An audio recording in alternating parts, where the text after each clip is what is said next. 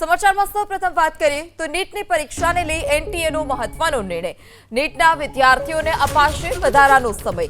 21 જૂન રવિવારે દેશભરમાં યોજાવાની છે નીટની પરીક્ષા. બપોરે 2 વાગ્યાથી સાંજે 5 વાગ્યાને 15 મિનિટ સુધી પરીક્ષાનું આયોજન છે. પરીક્ષામાં વિદ્યાર્થીઓને વધારાની 15 મિનિટનો સમય આપવામાં આવશે. એટલે કે 2 વાગ્યાથી 5:15 સુધી પરીક્ષાનું આયોજન છે. સામાન્ય રીતે 2 વાગ્યાથી 5 વાગ્યા સુધી પરીક્ષા, પરંતુ 15 મિનિટ વધારાનો સમય આપવાનો હોવાથી 5 વાગ્યાને 15 મિનિટે પરીક્ષા પૂર્ણ થશે. નીટના વિદ્યાર્થીઓને અપાશે વધારાનો સમય. 21 જૂન રવિવારે દેશભરમાં યોજાવાની છે નીટની પરીક્ષા.